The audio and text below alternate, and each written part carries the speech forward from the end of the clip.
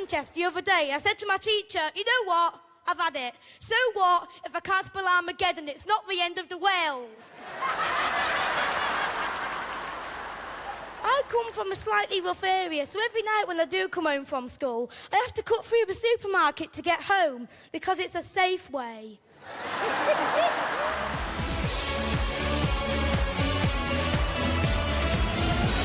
Hello, what's your name? I'm George Kavanagh. And how old are you, George? 11. I have a feeling you might be about to do some stand-up comedy. I believe that you're right, sunshine. I love this kid! No, I've never been called sunshine by an 11-year-old. Take it away. Thank you.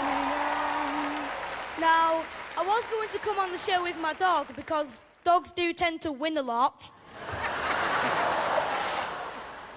I had a spelling test the other day. I said to my teacher, you know what? I've had it. So what if I can't spell Armageddon? It's not the end of the world. I come from a slightly rough area, so every night when I do come home from school, I have to cut through the supermarket to get home because it's a safe way. I like to leave my audience on a high note. Yeah! Thank you very much.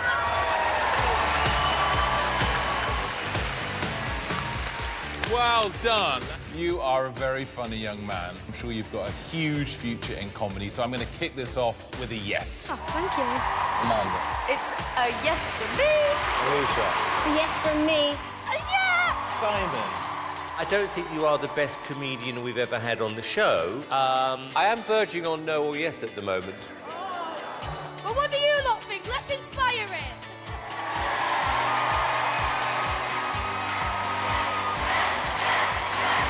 Okay, 4 yeses.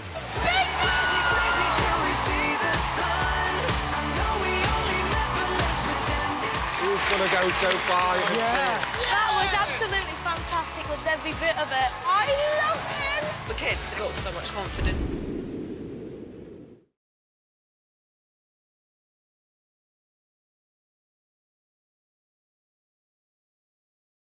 So, welcome to the showcase. This is where I interview entertainers. Yep, tribute shows, comedians, singers, illusionists, and everything else in the entertainment industry. Because I believe people like to know about entertainers and how they achieved their success. So I ask you, please watch, click the thumbs up, and subscribe for more great content. What can I say about this next act? Cheeky chappy, UK lad, been on Britain's Got Talent, he's got it all. So, ladies and gentlemen, without no further ado, here he is, Tropical George. He said it. He said the thing. Tropical George. Is that right? Finally, the new nickname's sticking. Perfect. Welcome to the showcase, George. Do you want to just introduce yourself and tell us what you do? Yeah, absolutely. So, hello, showcase viewers. As you'll hear from the introduction by my good man Sean, my name is Tropical George. I'm a DJ, entertainer, and retired stand-up comedian. And as the interview goes on, you're going to realise why that keyword retired is so important. The jokes are absolutely terrible. I like it, George. So, can I ask you how old you are, George? Would you like 3 guesses? I'll give you 3 guesses. Go on. 19. I'll give you another 2. Up or down? It's not higher or lower. I'm not Bruce Forsyth. I tell you what, I'll tell you. Can I ask a friend? Do you know what? It is higher. I'll give you that. It is higher than 19. Oh, okay then. It's got to be 20 or 21. Which one are you going for? 20 or 21? What's he thinking? I'll go for 20. 20. You go for 20. In that case, mate, you got it in 2. Well done. See. I didn't need to phone a friend then. There you go. Well done. So you're a young chappie, probably the one of the youngest I've had on my showcase, and I'm honoured to be in your presence because you're a very talented man. You're currently thank you. You're in Spain at the moment, is that right, George? That's right. Yeah, I'm on the little island just off the coast of Spain, known to me and you as Mallorca. Oh, Oh, very nice island. Yeah. Okay. Well, we'll talk about that in a minute. But because you're so young, you won't have much of a story to tell us how you got into the business. So come on. We all saw you on Britain's Got Talent doing your cheeky chappy jokes, and got the Simon and all of them in uproar. You know, with your jokes. How did you get on that? Was that how you started in the business? Well, it got me ahead in the entertainment industry because it gave me something to always hark back to. I mean, the audition you talk about for Britain's Got Talent, I was 11 years old when I did that. 11. What? I was in primary school. God. I've not even done my SATs test yet. When that was How did the school react to that? Well, to be truthful with you, if anybody's watching this, any fellow entertainers or anyone who works behind the scenes in telly, you'll know that these things have to be kept hush before they're shown on the screen. So actually, nobody in school knew I was going to be on the telly until they watched it on that Saturday night in 2016. That's how everybody found out. I bet that was hard to bite your lip, wasn't it? Just a little bit, yeah. It was really hard. It was me and my mum and my granddad who knew, and that was it. How many girlfriend requests did you get after that? Well, as you've seen from the Britain's Got Talent video, I was quite big boned as a kid, if you know what I mean. Yeah. I'm still bought and paid for now, so not many. There was a couple of girls that weren't so shallow and appreciated the personality, but, you know, I was only 11. I was more bothered about Minecraft than I was ladies. Oh, my God.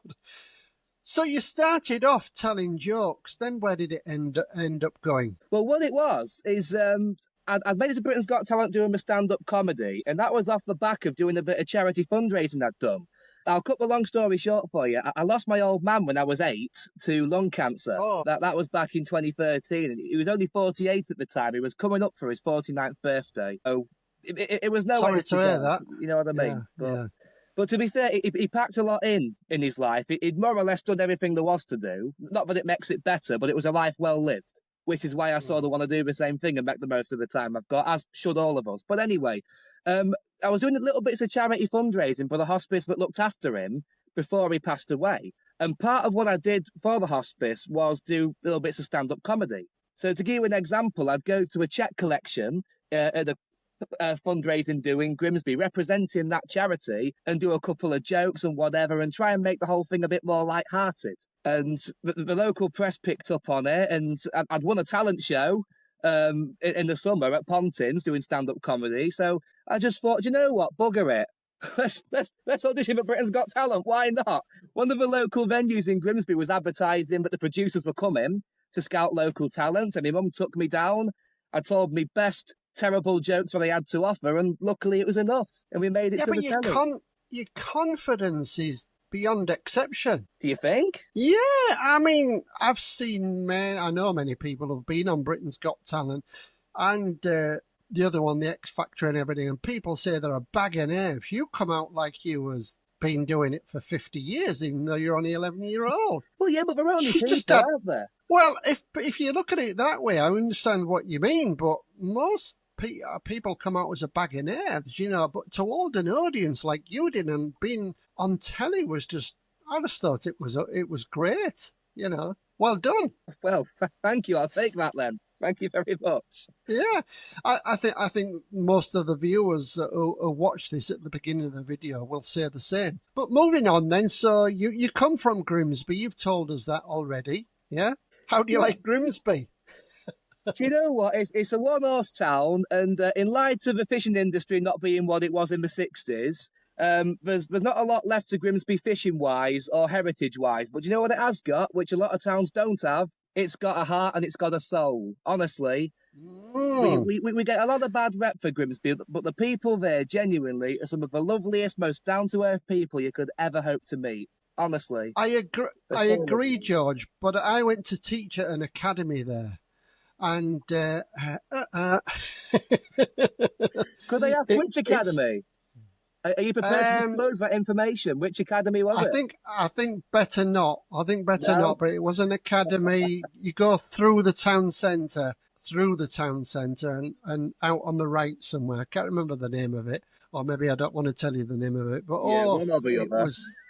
It was full of naughty kids, and it scared me. I was a music teacher, and every time I picked the guitar up, they said the things that they said was unbelievable. So anyway, forget it. But I come from across the water from you, sunny Hull. That's my home bringing. I've been all over the world, like you're going to be doing, with your entertainment skills, and I've had a fantastic life. And now I'm retired in Thailand, writing music and doing podcasts. So, tell us what the world's got in store for Tropical George then. Well, What I'd are you like doing to now? follow in your footsteps, to be honest with you. But for this season anyway, in Mallorca, I've got a residency in one of Calador's most popular outdoor music bars. So we're going to have a live Wow. tribute act every night. Some of the best acts, not just in Mallorca, but in the world, to be honest with you. And we have karaoke every night. And I'm going to be doing a kids' disco to keep the little ones entertained. And that's going to take us all the way through to November. And then it's back to the UK for more madness. Do you have a manager, or do you manage yourself? Well, in the UK, I'm part of an agency. There's a lovely fella based in Grimsby called Steve. Shout out to you, Steve. I know you'll be happy with that. Although I call him Steve Arthur. His name's Steve Rustlin, but I call him Arthur Daly, which is a Minder reference for your older viewers, because he's in for a penny, he's in for a pound. Anything where he can make a quick return, he's in there. I'm like he's Terry McCann. Some of the things he set me up doing. Oh, well, you know, we all go through these trials and tribulations in the entertainment business. You go through ups and downs, you go through knockbacks, you go through upsets. I've been there, done it all, whatever people tell me, I can relate to it. So I think that's why I'm doing this podcast, because I think, I can really relate to people and what they're saying. And I've had some great people on here, like, I've just done Herman's Hermits. Do you remember Herman's Hermits? I You're don't too believe young, I aren't do. you? No, you Something tells me I'm into something good. Oh, yeah. Great song. But anyway, there's lots more to come, and you're giving us your rendition, Tropical George. So how did you get into being a DJ, from a comic to a DJ? Well, what it was, after the whole Britain's Got Talent thing sort of fizzled out, I got to about 14, 15-year-old, and when you're a teenager, you want to be different. You know what I mean? You got all these new emotions, and you're mad at the world, and I need something new in my life. And for most people, they might dye their hair, or they might get into indie music or skateboarding or whatever it might be, But for me, I wanted to sort of reinvent myself, if you like. And the way that I did that in the end was I ended up putting together some local music gigs with Grimsby musicians and doing it in aid of a charity which looked after my dad before he passed away. And I did that for a couple of years. I started referring to myself as GPK Promotions, so it sounded a little bit more official when I was writing to these bands on the Facebook page. Good afternoon, I hope this message finds you well. My name's George Kavanagh from GPK Promotions. Just sounds a bit better than, look, I'm 15 and I want to raise some money for a hospice, will you help me? Wow.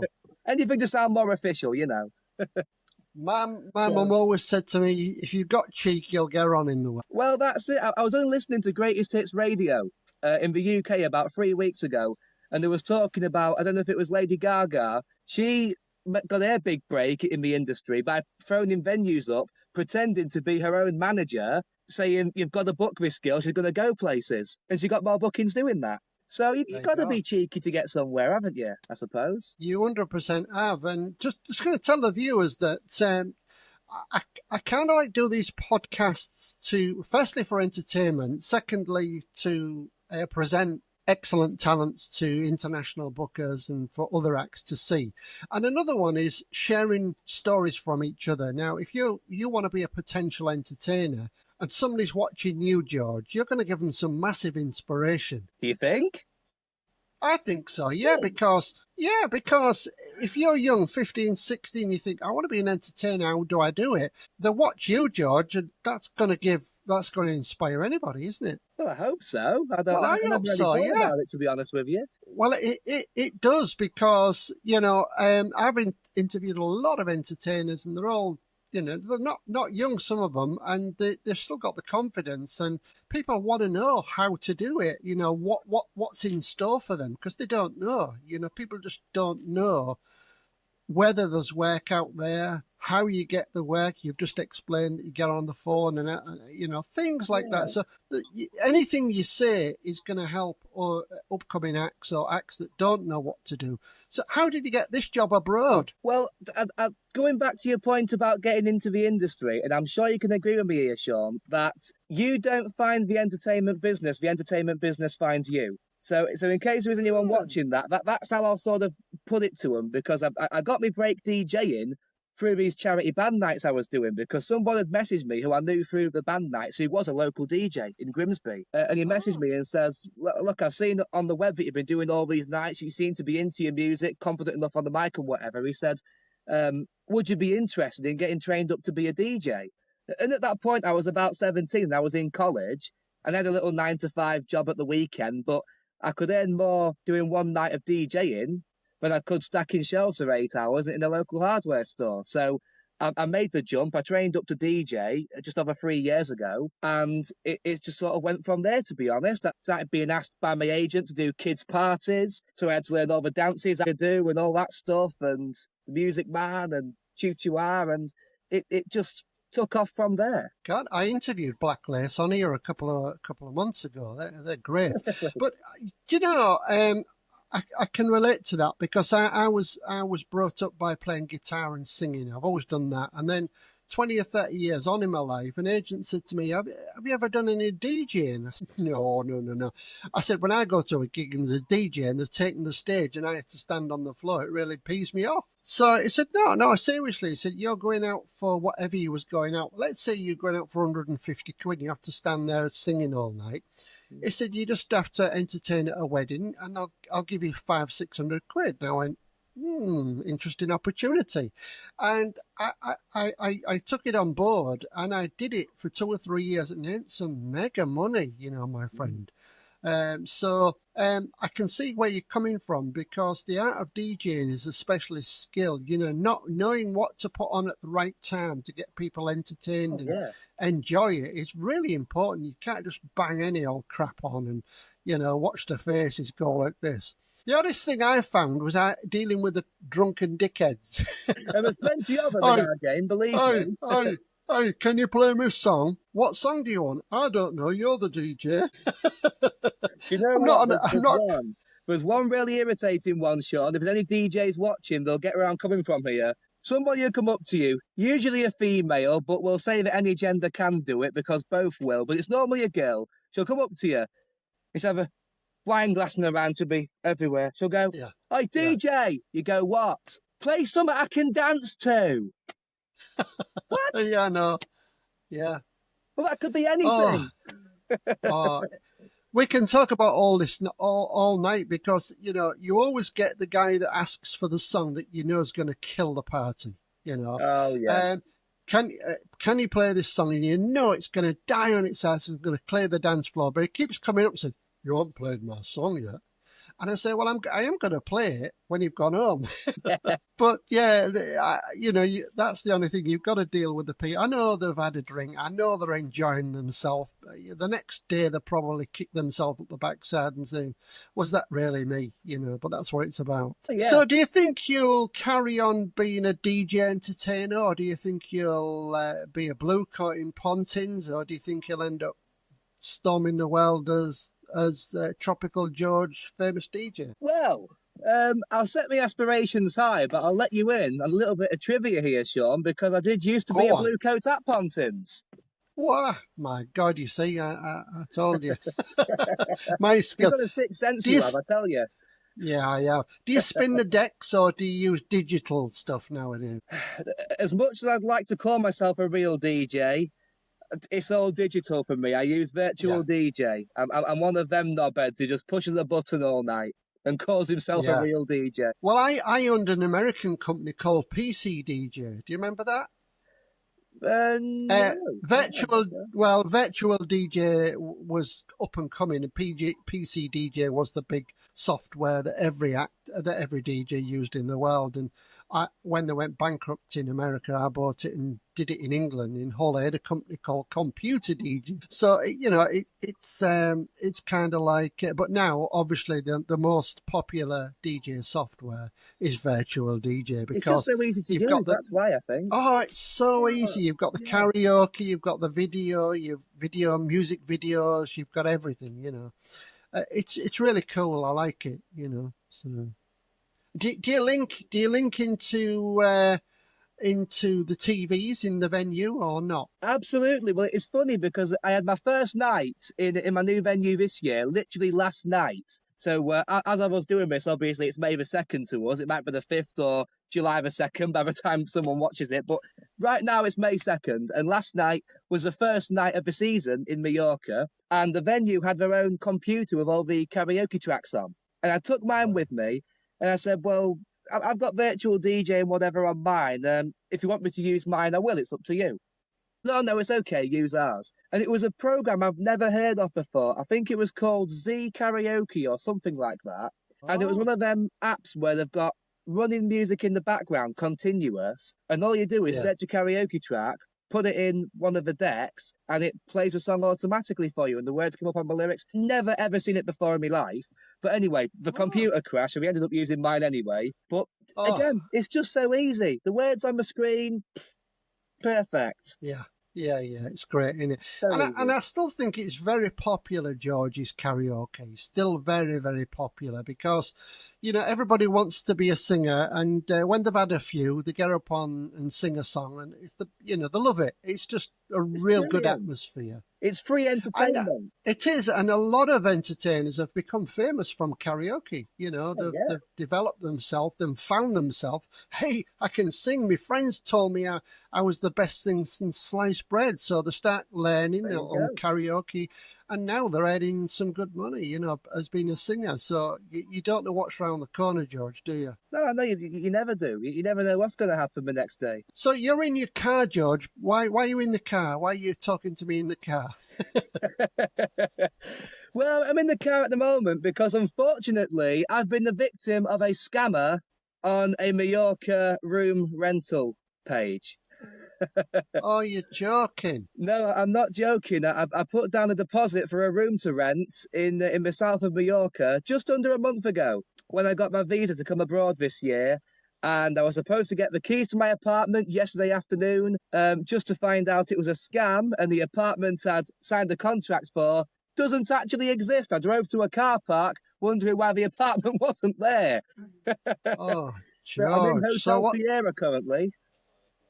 Oh, dear. Is the venue not helping you sort out an apartment? Yeah, but there's something being sorted as we speak, so it's not all doom and gloom. And luckily, when I was in this resort last year, I made some fantastic friends, and I did get a roof over my head last night. So I'm going to do a special shout out to a lovely couple called Mark and Lindsay, who have moved out here now that they've got a business over here. Thank you very much to you two for saving me skin yesterday. But just for today, for the sake of this interview, we're in Hotel Sierra, and then hopefully I've got a proper roof over my head tonight. There's some nice people in the world still, believe it or not. Did you drive over then from the UK? I did. Last year when I come out here, it was just for 2.5 months, and everything was quite centralised for me, so I didn't need the car. But this year, when we stay in longer and the apartment was just outside the resort, I thought, well, I'll incorporate it into a road trip and I'll drive over. Do you know what? Quite a nice drive. Really enjoyed it. Yeah, that's good stuff. And you enjoying Spain? You love the food and It's things? lovely. I'm a sucker for tapas. I absolutely love the stuff. What about beer? You're a beer drinker or not? Well, I lost my Estrella virginity last year because until that point I was a San Miguel boy, but I've been converted. I'm telling you, Estrella is where it's at, unless you find somewhere that has Mahau on tap, and that is the king of Spanish beer. I absolutely love it. What about Sol? Sol? S-O-L, yeah. No, is that not Spanish? Oh, you haven't heard of it. Oh, you've never heard it. Might be. I don't know, yeah. Not It sure. don't matter, I does have it? heard of it. I don't Beer's know if it's Spanish or not. Maybe. I don't Be- know. Beer's beer to me. Okay, so George, we've had a fantastic podcast. We're at 25 minutes, which is what I normally like to judge the show on. Do you have anything you'd like to say to the viewers? Yeah, first of all, thank you very much for devoting the last 25 minutes or so for listening to me and Sean ramble on. I very, very much appreciate it.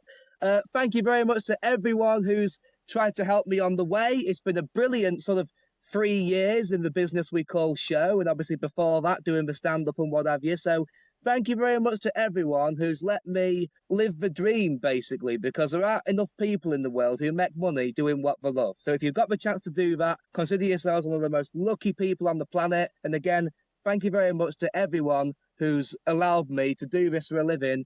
I really, really appreciate it. And if anyone's got a room to rent in Mallorca, hit me up. Hit me up too. Have you watched many of our podcasts, George? I've seen a couple of snippets on YouTube because I got curious. When the chance came to appear on the famous showcase, I thought I better watch it and see what it's all about first. Okay, so it's for you. Thank you very much, Tropical George. Been a To pleasure. the Thank you, audience, Sean. please watch George all the way through. You can comment on his YouTube site if you want to book him. How can people book you? Well, I'm on Facebook. If you go on Facebook and type in Tropical George Entertainer, I will appear. Or if you'd like to go on Instagram and just type in Tropical George with a cheeky underscore on the end, you'll find me. There you go. And of course, he'll be on my YouTube as well. So if you want to leave a comment, I'm sure George will check his comments and get back to you. So that's very kind.